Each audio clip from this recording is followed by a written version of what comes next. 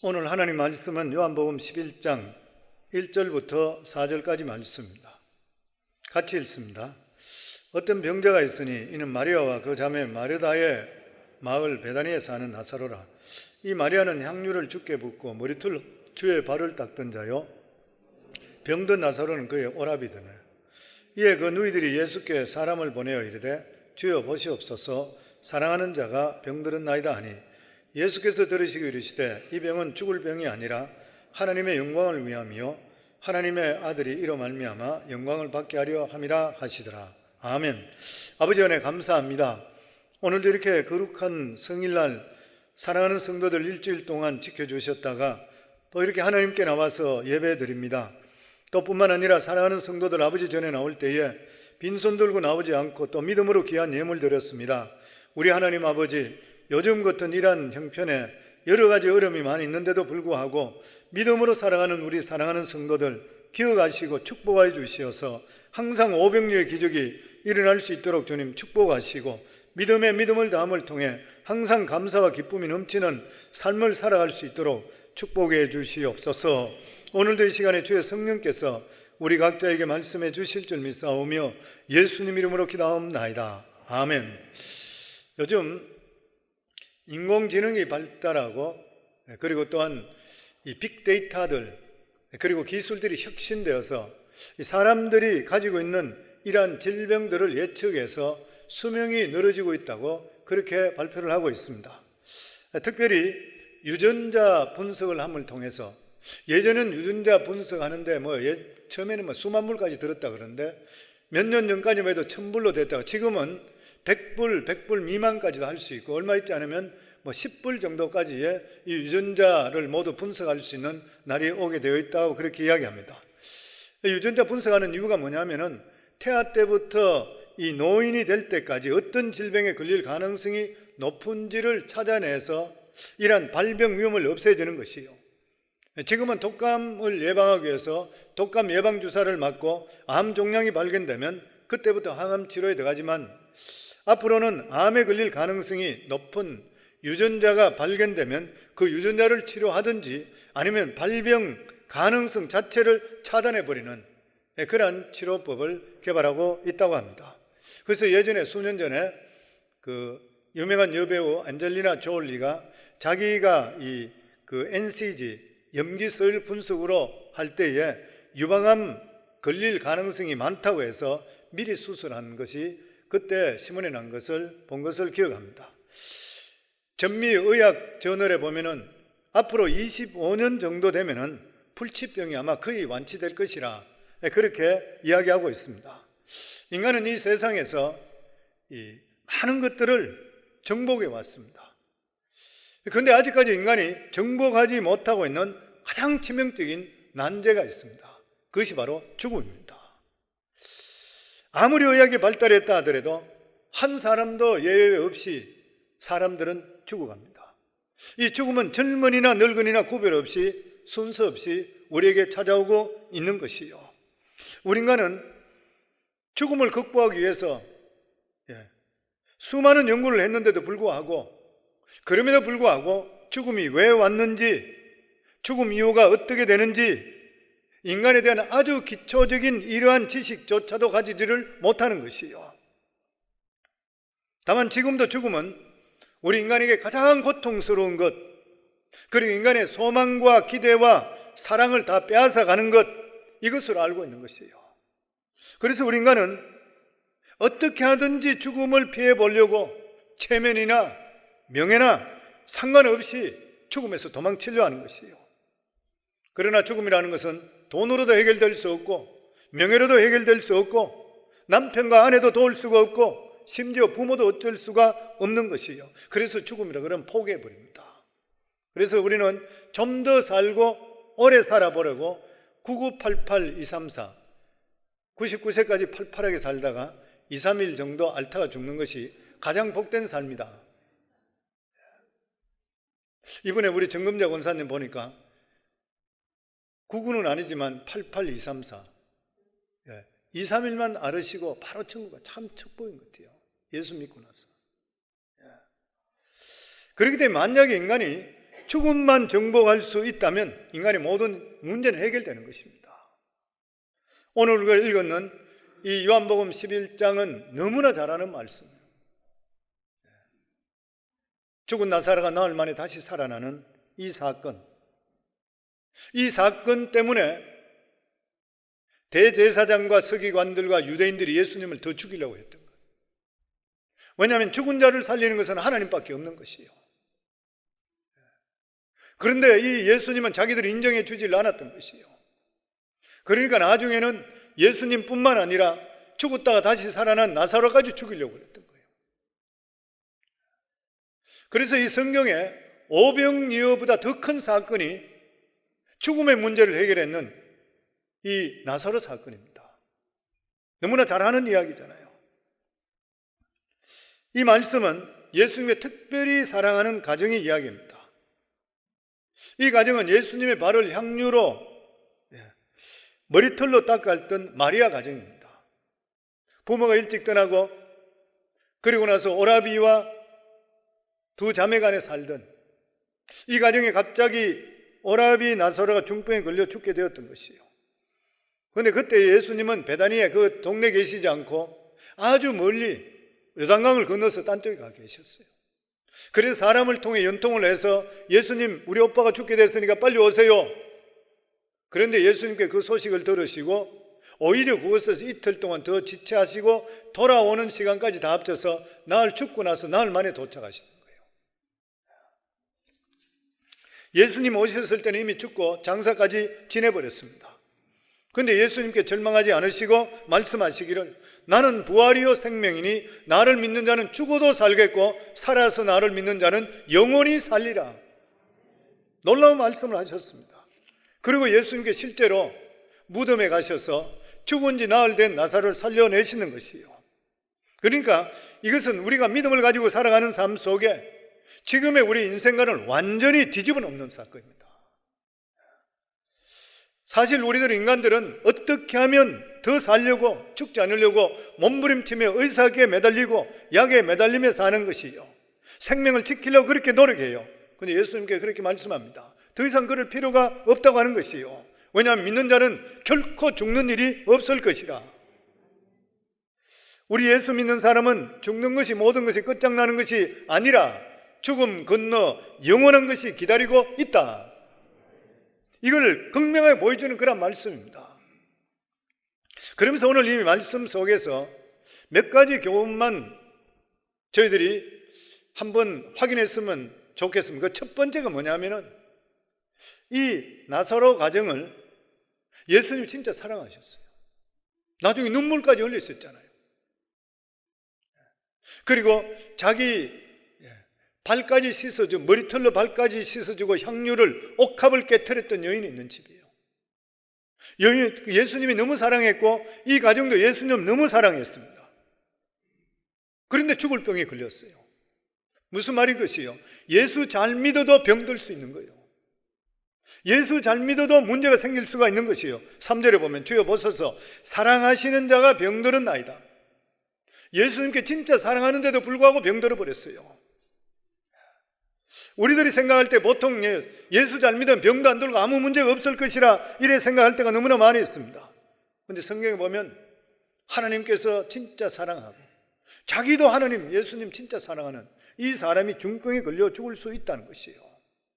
이것을 보면서 우리가 깨닫게 되는 것은 아무리 사랑하는 사람도 병이든지 사고가 올 수가 있다는 것이에요. 우리 믿음의 사람들도 세상 사람들과 같이 믿음 생활을 하는데도 어려움을 당할 수가 있습니다. 그런데 우리가 이럴 때에 하나님의 사랑이나 그리고 또한 우리의 신앙에 대해서 의심이 생길 때가 생기는 거예요. 내가 잘 믿는다고 생각했는데도 불구하고 내 신앙이 엉터리는 아닌 것인가? 하나님을 내가 사랑하고 하나님이 나를 사랑한다고 했는데도 불구하고 하나님이 나를 사랑하지 않는 것은 아닌가? 하나님에 대한 불신이 생기는 것이에요. 그래서 우리 삶 속에 이러한 어려움이 생길 때에 믿음이 절대 흔들리지 안 됩니다. 하나님께 사랑하는 자들에게는 반드시 모든 일에 합력해서 선을 이루어 주신다는 것을 믿으셔야 돼요. 믿는 사람들의 특징이 무엇인 것입니까? 사물에 대해서 민감해야 됩니다. 하나님의 관점으로 보는 습관이 있어야 돼요. 우리가 믿음으로 들어가면 들어갈수록 더 느끼는 게 뭐예요? 모든 것을 하나님께서 어떻게 생각하실까 하나님의 관점으로 보기를 시작하게 돼 있어요. 성경에 보면은 믿음의 사람 중에 억울한 일을 많이 당했지만 그 중에 특별히 요셉같이 억울한 일을 당한 사람이 잘 없다고 생각합니다. 아무 잘못 없는데 노예로 팔려갔지요. 정직하고 성실하고 의롭게 살려고 했는데 결과는 누명 덮어쓰고 감옥으로 들어갔습니다. 그럼에도 불구하고 하나님의 뜻이 있다고 믿었기 때문에 하나님을 원망하지를 않았는 것이요. 그런데 실제적으로 우리 자신들이 당한다고 생각하게 되면 이 결코 쉽지 않은 것이요. 내가 믿음 생활 잘하고 하나님을 믿는데 불구하고 이런 억장이 무너지는 일이 생긴다는 것 결코 쉬운 일이 아닌 것이요. 그러나 성도님들, 이러한 고통 속에서 복은 오고 있었던 것이요, 시련 속에서 기적은 오고 있었다고 하는 것이요. 그래서 사는 사람들이 많은 어려움을 당하게 되면 하나님 왜 저에게 이런 일이 납니까? 우리 교회 자주 오시고, 그리고 제가 참 사랑하는 우리 장로님, 자마의 김충근 장로님, 그분 나이 37살에 캘리포니아 페퍼다인 유명 사립 대학의 그곳에서 이 올해의 교수상을 받았던 사람, 나이 37살에 미국 와서 죽도록 고생하고 공부해서 박사학위 받아서, 그리고 대학교 교수의 꿈을 이루며 학교 학생들에게 최고 인기의 교수가 됐던 그때에 몸에 이상이 생겨서 병원에 갔을 때 간암 판정을 받으며 1년밖에 못 산다 그랬잖아요. 그러니까 37살에 하나님께 부르짖기로, Why me? 왜 하필 나입니까? 하나님, 수많은 사람 가운데 왜 나입니까? 실제로 산에 올라가서 하나님께 며칠을 부르짖었다 그러잖아요. 온몸은 뚱뚱 붓고 그런 가운데 있는데도 불구하고. 근데 그때 거기서 하나님의 음성을 들려주시는 것이에요. 보면 자기는 대학교 다닐 때, 신앙생활 할 때 교회에서 청년회장까지 하고 누구나 볼 때도 아주 신실한 사람이라 했는데도 불구하고 하나님을 실제적으로 지식적으로 알았는 거예요. 한 번도 하나님을 영적으로 경험해 본 일이 없었던 것이요. 그래서 그것을 통해서 완전히 깨트려지잖아요. 하나님께 병을 치료해 주시고 그에게 비전을 주시고, 얼마 전에 저희 아들 목회하고 있는 텍사스에 저희가 주중에 처음에 그 담임 목사 되고 나서 잠깐 들렸을 때 그 자마에 제가 들렸죠. 자마 그 텍사스에 500에이커 넘는 대학교가 미국 대학에 써 있는 그것을 375만 불에 자기 꿈꾸는 대로 다음 세대를 이끌어서 100% 장학금을 주고 미국과 전 세계를 이끌어 나갈 수 있는 크리스천 리더를 키우는 꿈을 꾸는 그것이 처음 시작되는 거예요. 나이 80에 아무도 생각하지 못했던 그 일을 하나님께서 그 일을 맡기시기 위해서 그렇게 힘든 일, 어려운 일을 통해 완전히 부서뜨리고 나서 하나님만 보여잡도록 해서 하나님의 놀라운 역사를 그를 통해서 일으켜 주시는 것이요. 저는 그 꿈이 분명히 이루어질 줄을 믿습니다. 우리는 어려움을 당할 때에 하나님께서 나를 사랑하지 않기 때문에 이런 일이 일어난다 이렇게 생각할 때가 많이 있습니다. 절대 그렇게 생각해서 안 되는 것이요. 어려움의 엄을 통해서 우리 삶이 변화가 일어납니다. 그래서 정신과 전문인 린드맨 박사가 말하기를, 위기를 당했는 사람, 병든 사람, 사업에 실패한 사람, 사회적으로 어려움을 당했는 사람, 이러한 사람들 전부 조사해 보니까 85%가 위기가 축복으로 바뀌었다는 것이에요. 이러한 위기들을 통해서 나쁜 습관이 바뀌었고 가정이 바로 회복되었고 하나님을 믿고, 그리고 더욱더 하나님을 철저한 신앙생활로 들어갔고 시간과 물질을 절약하게 됐대요. 어려움 당하지 않으면 나에게 주어진 이 시간을 귀하게 여기지를 잘 않아요. 성도님들, 오늘 우리가 살아있는 이 시간이 얼마나 귀한 시간인지 아는가요? 그런 말이 있잖아요. 어제 죽었는 사람은 오늘을 그렇게 살고 싶어 했지만 못 살았다는 거예요. 근데 우리들은 오늘을 살아가면서 오늘 살아가는 삶에 감사도 안 하고 그냥 지나가는데, 어제 죽은 사람은 하루 더 살기 위해서 그렇게 발버둥 쳤는 하루가 오늘 살고 있다는 거예요. 그래서 우리가 이러한 것들을 통하면서 우리 삶을 돌아볼 수 있게 되는 것이요. 그래서 많은 시련을 통해서 붙들 것은 붙들어야 되고 버릴 것은 버려야 돼요. 우리 예수 믿는다 하더라도 살아가는 삶에 시련들이 오게 되어 있습니다. 경제적인 어려움이 올 수도 있고, 질병의 고통이 올 수도 있고, 가정의 어려움도 올 수 있고, 뿐만 아니라 신앙의 자신감도 잃어버릴 때가 있어요. 그럴 때 우리 믿음이 잘못되거나 하나님이 사랑하지 않기 때문에 이런 일이 일어난다고 생각하지 말아야 돼요. 왜냐하면 우리 예수 믿는 사람은 반드시 하나님께서 어려움이나 힘든 일을 통해서 다듬어서 새롭게 사용하기 때문인 것이에요. 그래서 우리가 어려움을 당할 때 조심해야 될 것이 뭐냐면은, 믿는 사람의 싸움이 뭐냐면은 내 속에 얼마나 하나님의 충만함이 내 속에 모시고 있느냐 싸움입니다. 우리 삶이, 저희들의 삶은 얼마나 하나님의 충만함을 모시고 사는 것이냐, 내가 얼마나 돈을 많이 가지고 얼마나 권력을 많이 누리기 위해 싸우는 것이 아니라 얼마나 하나님을 붙들고 하나님이 내 속에 계시냐, 이 싸움인 것이에요. 하나님만 붙들고 하나님만 계시면 무엇이든지 이길 수 있게 돼요. 그리고 믿는 자의 환난을 통해서 하나님께 영광 돌리게 한다 그랬습니다. 예수님께 들으시고 이르시되 마르다가 빨리 오라 그러니까 이 병은 죽을 병이 아니라 하나님의 영광을 위함이요 하나님의 아들이 이로 말미암아 영광을 받게 하려 함이라. 병이 걸렸으면 큰일인데도 불구하고 예수님께 말씀하시기를 죽을 병이 아니라 하나님의 영광을 위함이라.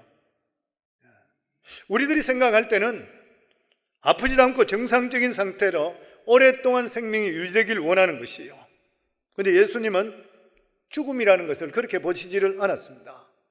죽음이라는 것을 절대적으로 보지 않았어요. 우리는 죽음이라고 하면 절대적입니다. 그런데 예수님은 절대적으로 보지를 않았는 것이에요. 예수님께 생각하시는 것이 뭐냐면은 안 죽고 안 아픈 것이 아니라 우리 살아가는 삶이 어떤 삶을 살며 무슨 방식으로 살며 무엇을 추구하는 삶이 중요하다는 거예요. 예수님은 나사로가 병이 얼마든지 하나님 영광이 나타날 수 있다 그랬습니다. 그래서 성경은 질병이나 환난을 당하거든 오히려 기뻐라 그랬어요. 야고보 1장 2절에 보면 내 형제들아 너희가 여러 가지 시험을 만나거든 온전히 기쁘게 여기라. 여기에서 시험이라면 헬라어로 페이라스모스인데 이 말은 환난이란 뜻입니다. 너희들이 환난 당할 때 오히려 기뻐하라. 정신적으로 육체적으로 당하는 이러한 환난 당할 때 기뻐하라. 환난을 기다렸다 기뻐할 사람이 세상에 있습니까? 정신이 온전한 사람치고 환난을 기뻐하는 사람 아무도 없을 것이요. 근데 오늘 야고보 사도는 고난 자체는 싫지만 고난을 통해서 주어질 축복을 생각할 때 기뻐하라는 거예요. 하나님께서 고난을 통해서 우리를 아름답고 순수한 모습으로 만드시고 특별히 그래야 할 때에 하나님의 놀라운 복이 우리 속에 임하게 되어 있는 것이에요. 그래서 그런 말이 있습니다. 의미 없는 불행은 없다.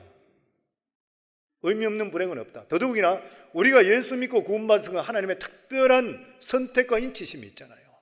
그렇다면 우리들이 살아가는 삶에 어려움이나 불행도 반드시 그게 뜻이 있는 거예요. 어느 청년이 대학을 졸업할 즈음에 오린머리병에 걸렸습니다. 이 병은 저 병은 다 가봐도 병명을 몰라요.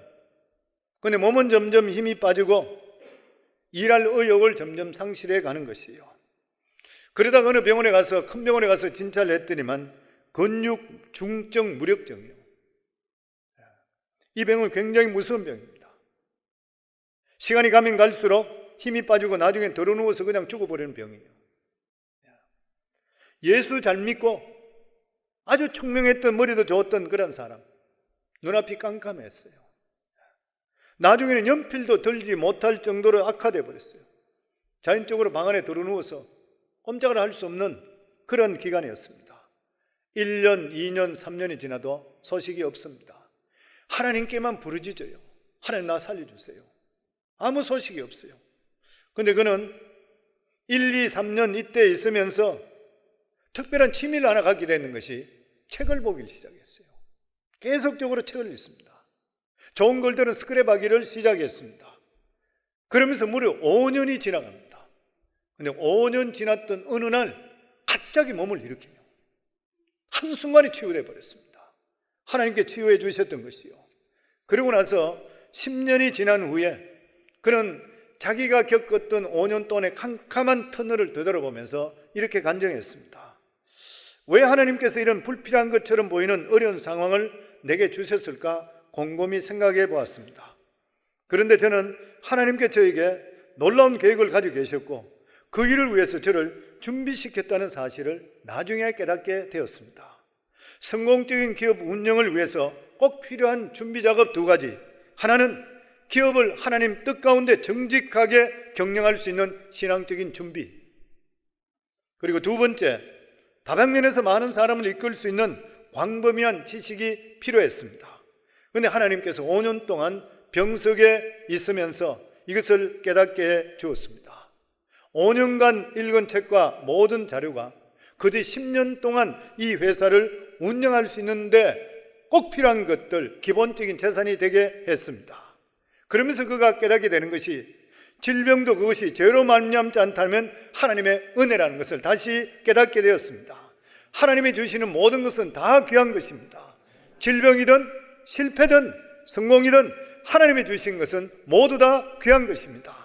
장애물이 있다는 것은 하나님의 뜻을 이루기 위한 훌륭한 기회가 됩니다. 이 청년이 누구냐면 이일랜드 창업주 박성수 장로입니다. 하나님의 자녀에게 일어나는 불행은 절대로 의미 없는 일은 없습니다. 그 배후에는 반드시 하나님의 뜻이 있는 것이고 하나님의 영광을 위한 일인 것이고 하나님의 선한 뜻이 있는 것이요, 우리 모두 다가 예수 그리스도로 말미암아 구원받은 하나님의 귀한 자녀 되었으면 절대로 자녀를 그냥 두시지 않으세요. 하나님의 선한 뜻이 우리 삶 속에 반드시 일어나니까 입으로 절대 범죄하지 마시고 하나님께 오히려 감사하며 이 일을 통해 무슨 일을 하실까 기대하기를 주 이름으로 축원합니다. 그리고 이 성경에 보면 나사로가 살아났던 기적적인 역사는 돌문을 옮겨 놓았을 때요, 예수님께서 무덤으로 갔을 때에 마르다와 마리아 따라오고 수많은 사람들이 같이 따라왔습니다. 그런데 예수님께서 따라온 사람 장정들 보고 이야기하지 않고 마르다와 마리아에게 돌문을 옮겨 놔라 그랬어요. 그 돌문 얼마나 큰 돌문이에요. 3일 동안 굶고 울고만 있던 이 누이들이 돌문을 옮길 힘이 없어요. 그런데 예수님께서 돌문을 옮겨 놓아라 그랬습니다. 무슨 말씀인 것이요? 저희들 살아가는 삶에도 하나님께서 말씀하시면 가만히 있어야 되는 것이 결코 아니라고 하는 것이요, 나는 가만히 있는데 하나님께서 알아서 해주는 거 아니라는 것이요. 그렇기 때문에 우리에게 부르짖으라, 찾으라, 구하라, 두드리야. 항상 우리 삶 속에 그게 필요한 것이요. 하나님께서 우리가 가지고 있는 믿음을 실제적으로 실천해 보는 것을 보기를 원하시고 실천할 때 하나님의 역사는 우리 속에 임하게 되어 있는 것이요. 믿는다면 성도님들, 지금 우리의 문제를 가로막고 있는 돌문을 옮겨 놓으시는데 힘써서 일하기를 주 이름으로 축원합니다.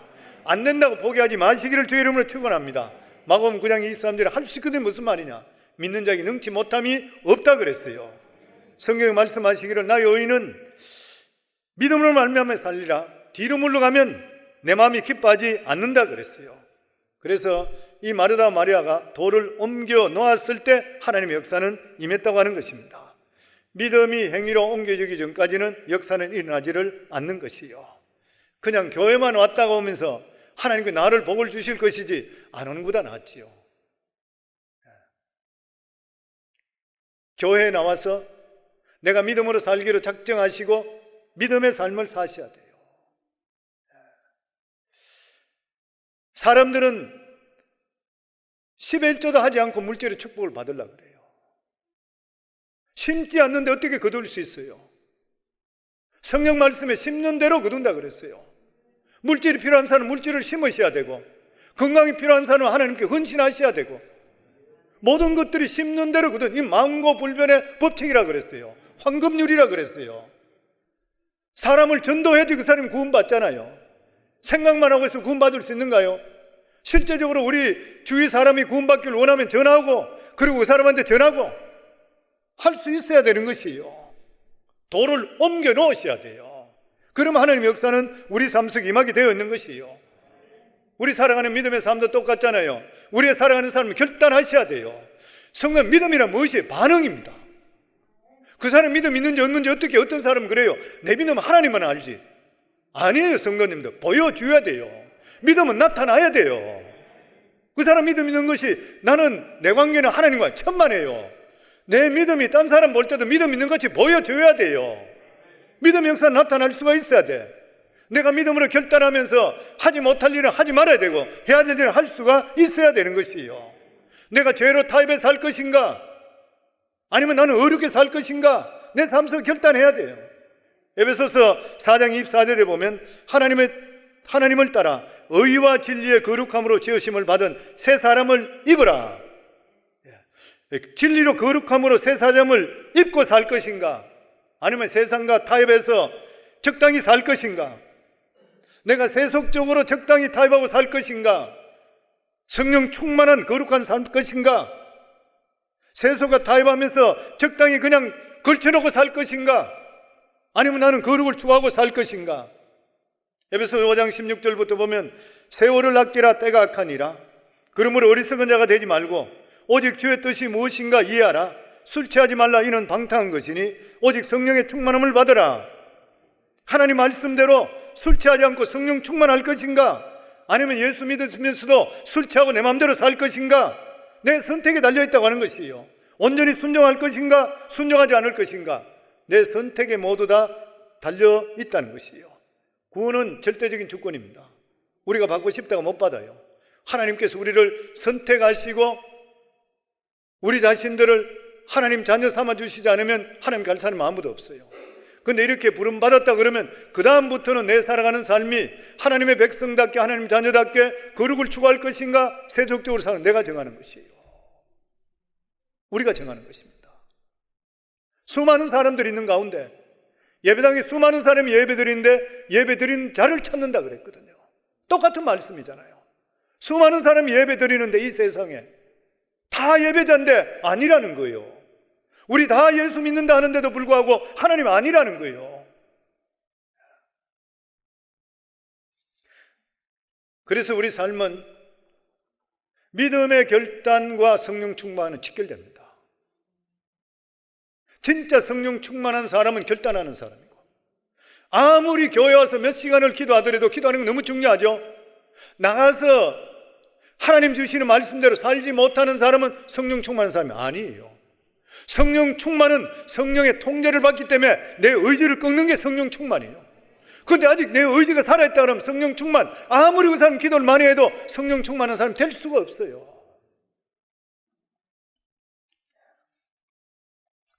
우리 자신들이 이러한 돌문을 옮겨놓게 될 때에 죽었던 나사로가 살아나온 것 같이 우리 삶 속에 문제가 해결되는 역사가 임하게 되어 있는 것이요. 성도님들 가정, 죽은 가정이 살아날 것입니다. 죽은 건강이 살아날 것입니다. 죽은 사업체가 다시 살아날 것인 거예요. 어두움에서 정말 햇빛으로 빛으로 나타나는 이러한 역사를 체험하게 되어 있다고 하는 것이에요. 그리고 마지막으로 죽음은 절대 끝이 아니라는 것입니다. 예수님께서 나사로가 죽었는데도 불구하고 죽었다 그러지 않고 잔다 그랬어요. 그 예수님은 죽음을 자는 것으로 보는 것이요. 잔다는 뜻이 무엇입니까? 다시 깨어난다는 것이요. 자는 것은 다시 깨어난다는 것이요. 우리 믿는 자들에게 주님께서 죽음에 대한 아주 중요한 가르침을 주시는 것인데, 예수님은 이 세상에 오실 때에 우리가 좀 더 아프지 않고 건강하게 오래 사는 것을 위해 오신 것이 아니라 예수님께서 우리가 결코 해결할 수 없는 난제, 죽음을 해결하기 위해서 이 세상에 오시는 것이에요. 그래서 고린도전서 15장 55절부터 보면 사망아 너의 승리가 어디 있느냐, 사망아 내가 쏘는 것이 어디 있느냐, 사망이 쏘는 것은 죄요 죄의 권능은 율법이니라. 우리 주 예수 그리스도로 말미암아 우리에게 승리를 주시는 하나님께 감사하노라. 죄로 말미암아 죽을 수밖에 없는데 예수 그리스도로 말미암아 죽음을 이기는 승리를 우리에게 주셨다고 하는 것이에요. 그래서 예수님께서 말씀하시기를 나는 부활이요 생명이니 나를 믿는 자는 죽어도 살겠고 살아서 나를 믿는 자는 영원히 죽지 아니하리니 너희가 이것을 믿느냐. 이것은 너무나도 위대한 그러한 예수님의 능력의 말씀인 것입니다. 예수님은 죽으시고 사망 권세 깨뜨리시고 3일 만에 죽음 저위를 갔다가 승리로 다시 돌아오신 분이에요. 다시 이야기한다면 예수 그리스도를 믿는 그 순간에 예수 그리스도 생명이 우리 속에 들어오는 것이요, 예수 그리스도를 믿음을 통해서 생명이 우리 속에 죽었던 영혼이 다시 살아남음을 통해서 우리에겐 죽음은 없는 것입니다. 일반적으로 종교를 이야기할 때에 인간을 선하고 훌륭한 사람으로 훈련시키고 종교를 통해 사회와 국가에 봉사하고 이바지하는 사람으로 만드는 것이 목적이라 그래요. 그런데 기독교는 그것만 목적이 아닙니다. 기독교는 예수 그리스도를 믿음을 통해서 죽었던 영이 다시 살아남음을 통해 영생을 갖는 것이 목적인 것이요, 바로 이 땅에 살지만은 천국을 소유한 자녀로 살아가는 것이요, 기독교는 일반 종교와 같이 좋은 사람 만드는 것이 아니라 하나님 자녀 만드는 것이에요. 이 세상에 좋은 사람 얼마나 많아요. 근데 좋은 것으로 되지 않아요. 영이 살아나야 돼요. 이 방법은 자기 죄값을 치러야 되는데 이 죄를 치를 수 있는 유일한 방법은 예수 그리스도 십자가 보혈밖에 없는 것이에요. 예수 믿는 거 믿지 않는 것들은 일반적으로 눈으로 볼 때는 별로 차이가 없습니다. 외적으로는. 그러나 내적으로는 하늘과 땅 차이가 있는 것이에요. 예수를 믿으면 구원, 믿지 않으면 멸망인 것이에요. 예수 믿으면 하나님 자녀 되는 것이고 안 믿으면 마귀의 자녀 되는 것이에요. 예수 믿으면 천국, 안 하면 지옥, 중간 단계가 없는 것이에요.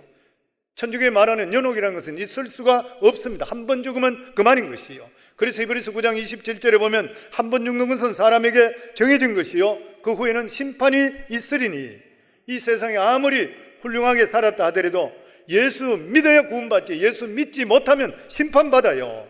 저주받아 지옥 떨어지는 것이요. 그래서 이 세상의 모든 저주를 다 모은다 하더라도 지옥과는 비교할 수가 없다 그래요. 이게 바로 기독교의 진리입니다. 예수님에게 분명히 말씀합니다. 나를 믿는 자는 죽어도 살겠고 살아서 나를 믿는 자는 영원히 죽지 아니하리니. 예수님이 그래서 생명이요, 그래서 기독교를 생명의 종교라고 그래요. 왜냐하면 예수 그리스도의 생명이 우리 속에 들어오기 때문에 그래요. 성령께서 우리 속에 들어오기 때문인 것이에요.